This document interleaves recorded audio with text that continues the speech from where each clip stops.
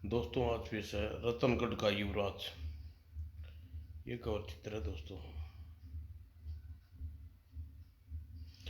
किसी समय रतनगढ़ का राजा रतन सिंह राज्य किया करते थे। वह नई नई योजना के लिए इतने जागरूक थे कि अपने राज्य में अधिकांश आमदनी अपनी योजनाओं को पूरा करने में लुटा देते थे। उन्हें न सेना की मजबूत बनाने की चिंता थी, न प्रजा के दुख देखने की, क्योंकि वे शांत और अमन चैन से रहने वाले राजा थे। यही वजह थी उसके पड़ोसी राजा माधव सिंह उसके राज्य को ढप लेने के लिए सोचा किया करता था। उसके साथ साथ माधव सिंह के एक बार आक्रमण भी किया, लेकिन मगर हर बार की असफलता का आस लगी। इस बार माधव सिंह ने एक नई चाल चली और अपने सैनिकों को सीमा में पहुंचे। देखो, हल्के हल्के पांव रखकर चलना, जरा भी आठ नहीं होनी चाहिए। इस समय सूर्य के पत्ते पर चलना है। मैं पूरी तरह सावधानी बरत रहा हूँ, कम से कम पैरों के की आठ न होने पाई। उस आदमी को सफाई देते हुए कहा, मैं तो तुम्हारे लिए मैं इसलिए समझा रहा था कि सेनापति, अगर तुम्हें पैरों की आवाज़ सुनी तो जिंदा नहीं बचोगे। मैं समझा गया भाई, सावधानी बरतूंगा। यह 7 आदमी का दल था। देरी रात में आदमी ने रतन सिंह की सीमा की और वो देखो, हमें संकेत दिया जा रहा है। ठहरो, पहले पक्का कर लेता हूँ हमारे लिए ही है या मैं किसी की चाल में नहीं फंसना चाहता। जयचंद अमर सिंह को गुरा, रेवती की तलाश लो।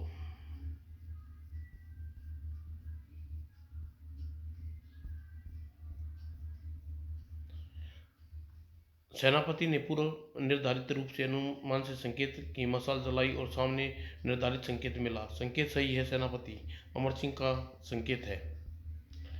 और सीमा क्षेत्र में दोनों दलों की भेंट हुई। राजा माधव सिंह के सेनापति जयचंद बोला, तुम में जयचंद कौन है? मैं जयचंद हूँ, मोहरे लाए हो? जयचंद की बात सुनते ही अमर सिंह चौंका। उसकी बेसब्री पर आचार्य हुआ। और लेकिन वह अगली क्षण अमर सिंह की पैरवी निगाहों से निगाह जयचंद को देखा। यह लो मोहरे और नक्शा लाओ। राजकुमारी, आप रतनपुर बनना पसंद करेंगे? तुरंत जयचंद और उसके साथियों ने नक्शा सामने रख दिया। नक्शा देखने के बाद, नक्शा असली है ना? नक्शा असली ही है। असली नक्शे असली नहीं, नक्शा असली नहीं है। असली नक्शा बाद में मिलेगा। जयचंद की निगाहें में उस घूर का, रेवता इसकी तलाशी लो। इससे पहले अमर सिंह की आदमी तलाशी के लिए आगे बढ़ता, ठहरो वरना अच्छा नहीं होगा। नक्शा उठाओ और भाग जाओ। इतना सुनते ही सभी चौकन्ने हो गई। उन्हें रुकते देख अमर सिंह के आदमी ने आदेश दिया, रेवती, इनके साथियों को हथियार होशियार रहना। लेकिन जब तक अमर सिंह की ओर झपट चुका था। आदेश मिलते ही अमर सिंह के आदमी सतर्क हो गई और अमर सिंह के लाख बचाने पर जयचंद का निशाना चूक था।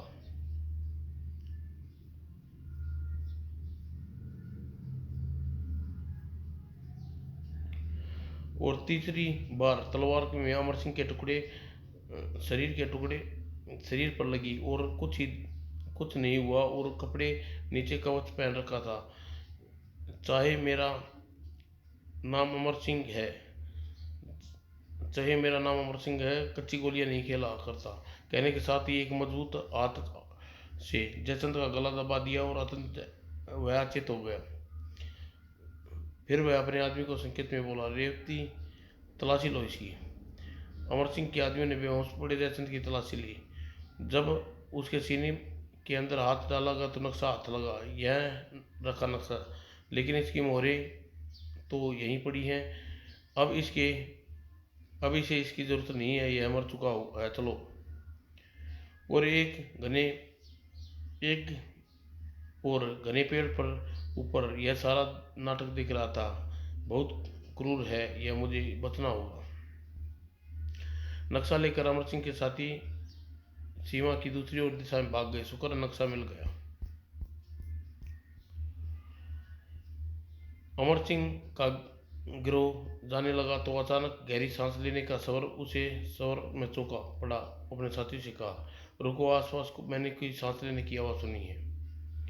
जैसे ही उसने मशाल की रोशनी में ऊपर पेड़ पर देखा, एक आदमी पेड़ पर बैठा बुरी तरह चौंका। कौन हो तुम, और यहाँ क्या कर रहे हो? नीचे उतरो उल्लू। और अगले ही पल वह कूदा और जंगल की दिशा की ओर भागा। पकड़ो, जाने न पाए। अगर वह यहाँ से भागने में सफल हो गया तो हम मुसीबत में फंस जाएंगे।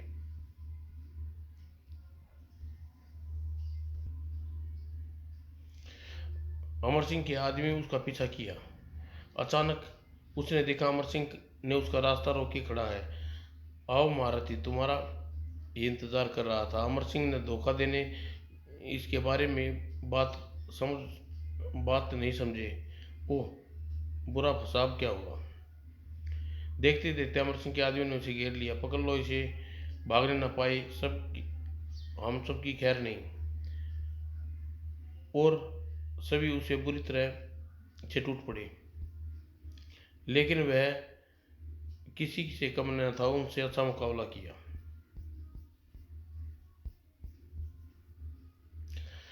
और दूर खड़ा अमर सिंह बड़ी हैरानी से उसे देखते सोच रहा था, काफी दिलेर है। इसकी शायद जासूस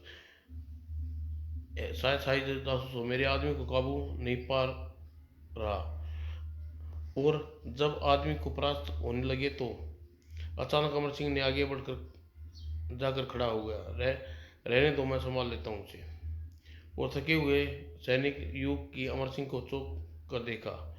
आओ जवान, बड़े ताकतवर हो, मुझसे मुकाबला करो, देखूं कितना दम है। कहने के साथ अमर सिंह युग को बिल्कुल करीब आ गया। अगले ही पल अमर सिंह के हाथ चला। शेर दिया। अमर सिंह ने युग को बेदम कर दिया। यह तो तंबू में ले चलो जल्दी। जो आज्ञा सरकार। उधर रतन सिंह के एक बड़े कक्ष में मुल्ला शाही जासूस बेचैनी से टहल रहा था। हमारा जासूस नंबर 1 अभी तक सीमा से नहीं लौटा, उससे ही दुश्मनों के हाथ लग गया है। मुझे चलकर महाराज को सतर्क कर देना चाहिए। हो सकता है उसने राज्य का गुप्त भेद बता दिया हो। और तुरंत ही सूचना महाराज रतन सिंह के पास पहुंची। कोई बहुत जरूरी काम है, तभी शाही जासूस आया है, आने दो। कुछ देर बाद शाही जासूस ने महाराज के सामने था। कहो जासूस, क्या खबर लाए हो? महाराज, कल रात से हमारा वशिष्ठ जासूस बिरजू सीमा पर से नहीं लौटा। मुझे शंका है कहीं दुश्मन की नज़रों में नहीं आ गया हो। यह तो वाकई चिंता का विषय है। ईश्वर करे सब ठीक हो। असल में हजूर, हमें खबर मिली है कि पड़ोसी राजा माधव सिंह हमारे राज्य पर हमला करना चाहता है। अभी उसकी बात चल रही थी कि रतन सिंह युवराज विक्रम सिंह ने प्रवेश किया। माधव सिंह ने हमारी शांति छीन ली है। हम माधव सिंह को मात देंगे महाराज। कल सुबह रतन सिंह की सीमा के लिए रवाना हो जाऊंगा। पुत्र बात पुत्र की बात सुनकर महाराज चिंतित तो हो उठे और कुछ क्षण खामोश रहने के बाद, तुम सीमा क्षेत्र में जाओगे युवराज। पिताजी, आपने राज्य की प्रजा की रक्षा के लिए सब कुछ करूंगा, एक राजा को करना चाहिए। और महाराज विक्रम सिंह हौसला देकर मन ही मन झूम उठे। और सुबह जरूरी हिदायतें लेकर विक्रम सिंह सीमा के लिए चल पड़ा। दोपहर के बाद विक्रम सिंह सीमा के पास गांव भोरगढ़ में पहुंचा। बड़ी सुनसान बस्ती है। यहाँ के लोग क्या यहाँ लोग नहीं रहते? विक्रम सिंह ने अपने घोड़ा को वहीं छोड़ा और सड़क से दूर हटकर जंगल के रास्ते चलने लगा। यहाँ से सीमा शुरू हो जाती है। महाराज के कथन अनुसार 100 गज की पट्टी पर दुश्मन सक्रिय है। विक्रम सिंह घने जंगल में पहुंचा। कोई अच्छी जगह देखकर थोड़ा सा देर सो लेना चाहिए, काफ़ी थकान महसूस हो रही है। यह सोच विक्रम सिंह सोने के लिए स्थान तलाश करने लगा। और एक जंगल में अच्छी सी जगह देखकर उसने सोचा, यह बढ़िया है, आराम करना चाहिए। राजकुमार को इतना निडर था कि दुश्मन के इलाके में आराम से सो गया। खुर और रात होने पर संगीत बजने लगा। सुनकर नींद टूटी। संगीत की आवाज़ से मेरी नींद टूट गई। मधुर आवाज़ है, कहाँ से आई है? अचानक विक्रम सिंह को गाय चरती देखी। गाय के गले में बजी घंटी की आवाज़ से नींद खुल गई होगी शायद। और बाद में विक्रम सिंह ने एक गाय और देखी। आश्चर्य है, इस गाय इस समय चल रही हैं, जरूर कोई रहस्य है।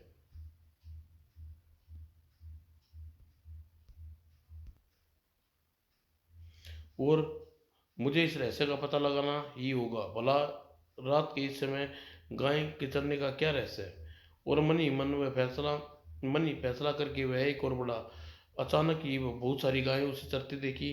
वो चौंका, अरे यहाँ तो बहुत सारी गायें हैं, लगता है कोई सीमा से पार से इन्हें भेज रहा है।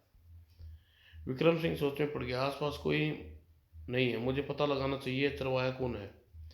और कुछ ही देर बाद 20 सैनिक गायों को हाँक कर बोरगढ़ की ओर ले जा रहे थे। ये आदमी गायों को हाँक कर ले जा रहे हैं, इन्हें देखना चाहिए।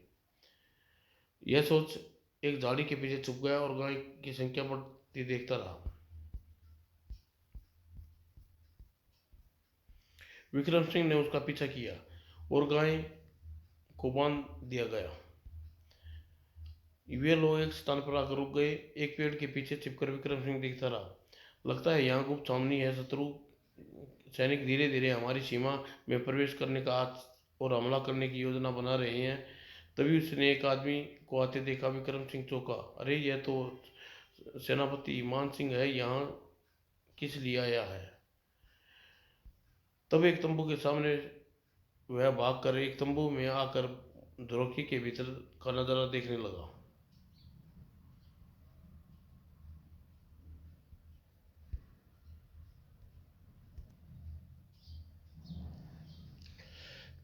क्या खबर है सेनापति, कल 100 सैनिकों बुलाकर रात को ही हमला कर दो। मुझे पता चला है कि महाराज को खबर लग गई है कि सीमा शत्रु सक्रिय हैं, काफ़ी संगठित हैं, लोग की संख्या में अधिक है। मुझे सर्वप्रथम जासूस बिरजू को देखना चाहिए, शायद वो यहाँ हो। यह सोच वह बिरजू तंबू में झांकने लगा। यहाँ 40 आदमी हैं, मुझे इसके हथियार इनके कहीं ले जाकर छिपा देने चाहिए। यह सोच विक्रम सिंह ने कोने में तमाम तलवार और भाले को उठा लाया। सोचने में सोचते ही वह तेजी से तंबू के अंदर चला गया और हथियार का रखे हैं। यह सोच विक्रम सिंह एक कोने में तमाम तलवारें और भाले उठा लाया।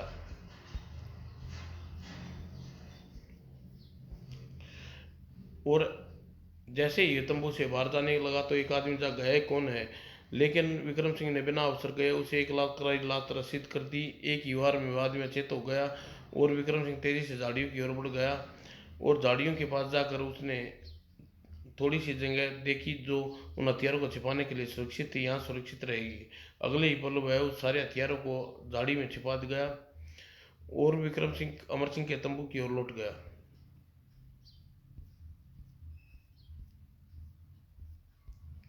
और अंदर अमर सिंह के सामने जासूस को रस्सियों से बांधकर विक्रम सिंह के सन्नाटे में खड़ा था। अभी भी समय है, अपनी जान की सलामती चाहते हो तो सीमा के किले के अंदर प्रवेश करने के रास्ते के बारे में बता, सही रास्ता बता दो। कमीने, तूने नापाक इरादे कभी सफल नहीं होंगे। मैं अपने प्राण गवा दूंगा संसार, मगर अपने राज्य का भेद नहीं तुम्हें नहीं बताऊंगा। अगर तू ये नहीं बताएगा तो मेरे हाथों कुत्ते की मौत मरेगा। कहने के साथ ही उसने एक थप्पड़ बिरजू के गाल पे जड़ दिया। जैसे ही अमर सिंह दरिंदा बन गया था। पास खड़ा आदमी अमर सिंह आ तो ही पास खड़ा आदमी घबरा अमर सिंह के पास पहुंचा। हजूर, हमारी तलवार है, क्या हो गया तलवारों को। नहीं नहीं, मेरा मतलब गायब है। न ही उस न जाने उन्हें कौन ले गया। बकवास मत करो, आगे बढ़ो और उन्हें यहाँ से हथियार कौन ले गया हो सकता है। वह आदमी और उस आदमी ने अमर सिंह के साथ बाहर चला गया। बाहर सभी घबराए हुए थे। रेवती, ये सब कैसे हुआ, हमारे हथियार कैसे गायब हो गया, समझ में नहीं आ रहा है। हजूर, आखिर कौन यहाँ आ गया है। और इधर विक्रम सिंह छिपटा हुआ सतर्कतापूर्वक तंबू में भीतर बिरजू की कैद में घुसा। तुम्हें तुम तो घायल हो लगते हो बिरजू, चल सकोगे बिरजू। मैं हाँ, इतना कमजोर नहीं हूँ, मैं अभी इन शैतानों से लड़ सकता हूँ।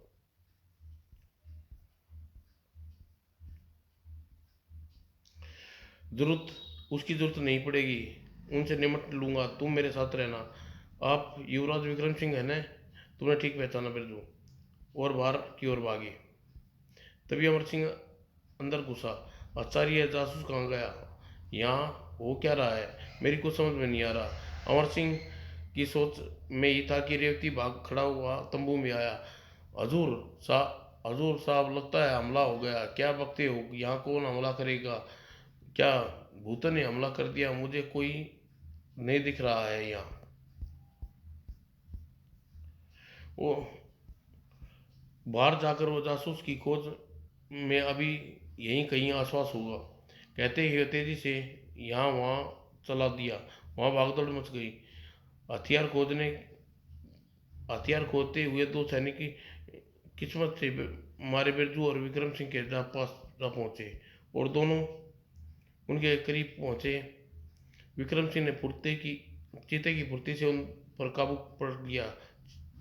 चीते जैसी फुर्ती, और एक बार में ही बारी बारी दोनों लेट गई बारी बारी दोनों लेट गई। अब हमें फौरन अपने महल की ओर चलकर चौकसी करनी होगी। अगर कहीं दुश्मन ने हमला कर दिया तो अनर्थ हो जाएगा। हाँ, ठीक कह रहे हैं, दुश्मन ने अगर इस समय हमला कर दिया तो अनर्थ हो जाएगा। और फिर वे दोनों भाग निकले।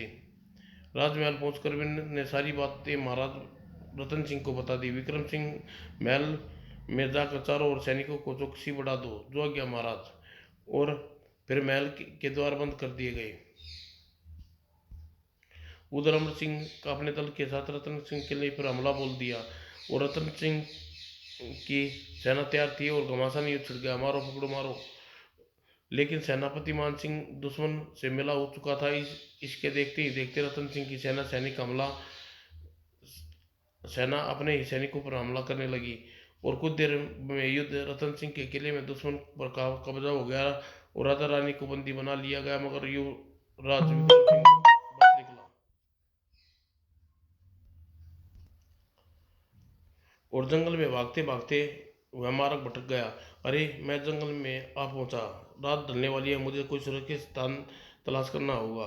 किस्मत की बात थी कि कुछ दूर चला हुआ एक झोपड़ी नजर आई। झोपड़ी के बाहर महात्मा बैठे थे। वो महात्मा, इन्हीं से पास चलता हूँ। लेकिन साधु के निकट पहुंचते ही वो महात्मा जी समाधि में लीन है। इसका ध्यान भंग करना उचित नहीं होगा। क्यों न इनके ध्यान टूटने तक यहाँ की सफाई कर दूं। मुझे यहीं रहना चाहिए, समय भी कट जाएगा। और विक्रम सिंह ने उसी से सफाई में करने में जुट गया। और सफाई करने के बाद वह पास में बैठ गया और पंखा झेलने लगा। काफी देर के बाद जब समाज महाराज की समाधि टूटी तो वह विक्रम सिंह की सेवा देखकर बहुत प्रसन्न हुए। सदा सुखी रहो बेटे, लेकिन तुम कौन हो और इस जंगल में कैसे आए? विक्रम सिंह ने अपनी आप बीती विस्तार पूर्वक सुना कर दी। बात सुनकर महात्मा किसी सोच में डूब गए और महाराज को सोच में देख विक्रम सिंह बोला, महाराज, आप मेरी वजह से परेशान न हो। आपकी चिंता मैं नहीं डालना चाहता था। ऐसी बात नहीं है। राजा मगध सिंह की सैनिक शक्ति के विषय में सोच रहा था। तुम बिना जादुई शक्ति की मदद से विजय सिंह पर विजय नहीं पा सकते, इसलिए अपनी शक्ति दे रहा हूँ। तुम उसे संभाल सकोगे? यदि आप मुझे कोई शक्ति प्रदान करेंगे तो मैं उसकी हिफाजत रखने के लिए पूरी कोशिश करूंगा।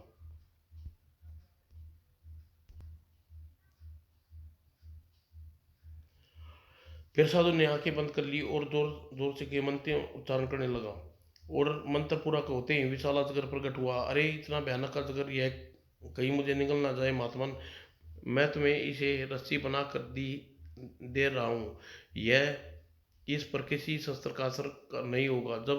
तुम जब कभी भी तुम पर हमला होगा तो यह जान जाएगा और तुम्हारी मदद करेगा। इसकी सबसे बड़ी विशेषता यह है कि यह किसी भी दीवार में पड़े या आकाश में चढ़े चढ़ने में मदद करेगा।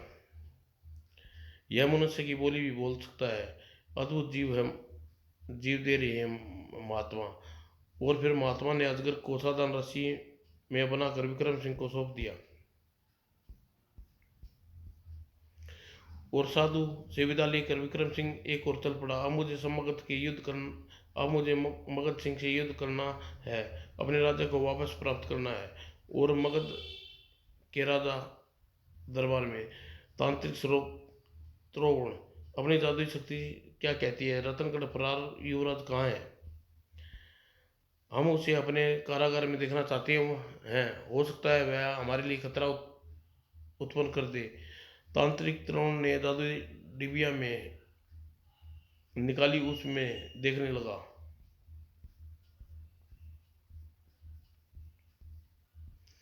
और सिर तरुण ने महाराज से संबोधित करते हुए बोला, महाराज, पूर्व दिशा में महल की ओर आ रहा है। क्या आप उसे जादुई शक्ति से गिरफ्तार कर सकते हैं? हाँ, मैं अपनी जादुई शक्ति भेजता हूँ। और तांत्रिक ने अपनी सर्वशक्ति विक्रम सिंह को छोड़ दी। और ऋषि बना अजगर तुरंत ही बोला, युवराज, शत्रु की जादुई शक्ति आप पर हमला करने आ रही है। आप मुझे छोड़ दें, मैं उसका मुकाबला करूंगा। विक्रम सिंह ने तुरंत वैसा ही किया। और अगले ही क्षण कुछ देर बाद अजगर सर्वशक्ति के सामने था। और दोनों शक्ति आपस में टकराई। लेकिन तुरंत ही अजगर ने सर्वशक्ति के टुकड़े कर दिए। जैसे ही दोनों टुकड़े गिरे, तत्काल ही शेर में बदल गया और विक्रम सिंह पर उछल पड़ी।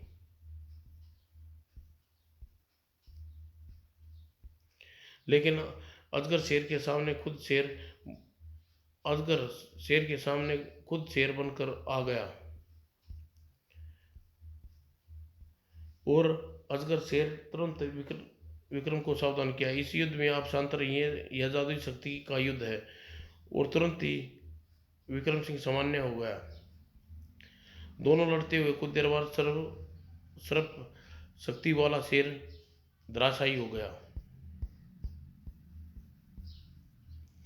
और अपनी शक्ति को बेकार जाते देख तांत्रिक तोरण चौंक गया। क्या मेरी सर्प शक्ति का अंत हो गया? लेकिन मेरी अग्नि शक्ति से विक्रम सिंह नहीं बच सकेगा।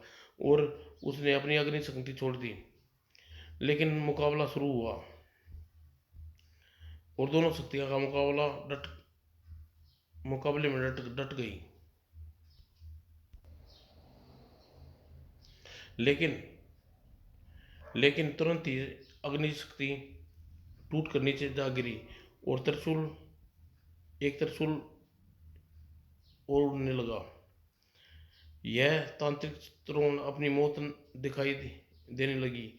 वह घबरा कर दरबार से भागा, महाराज भागो, एक त्रिशूल हमारी ओर आ रहा है, हमारी शक्तियां उससे परास्त हो चुकी हैं। लेकिन त्रिशूल बराबर तांत्रिक त्रिकाल के पीछे लगा रहा। तांत्रिक त्रिकाल मंत्र पढ़ता रहा, लेकिन व्यर्थ जाता रहा। और एक मोड़ पर त्रिशूल तांत्रिक तोरण की छाती में घुस गया। और तांत्रिक तोरण मरने के बाद रस्सी में बदल कर विक्रम सिंह के कंधे पर जा पहुंचा। विक्रम सिंह, आप फौरन किले में प्रवेश करें और माता पिता को मुक्त कराएं। अवश्य ऐसा ही करूंगा। और विक्रम सिंह किले की ओर बढ़ गया। किले के अंदर जो भी सामने आया, खचाक, रस्सी उसके शरीर से लिपटी थी और विक्रम सिंह उसके सिर कर लम कर देता।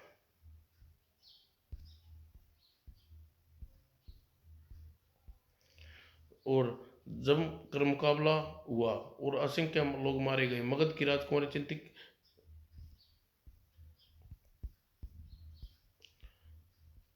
चिंतित विकर्ण के सामने आ पहुंची। युवराज, आप खून खराबा बंद कर दिए। हम लोग आत्मसमर्पण करते हैं अपने। और राजकुमारी चित्रगंथा की मदद से राजकुमार अपने माता पिता को आजाद कर दिया और राज्य ले आया। और किले के अंदर आते ही राजकुमार चित्रगंथा, क्या आप रतनगढ़ की रानी बनना पसंद करेगी? यह मेरा सौभाग्य होगा। और शुभ तिथि में देखकर दोनों विवाह सूत्र में बंध गए। और फिर रतनगढ़ पर हर खुशहाली छा गई। समाप्त दोस्तों।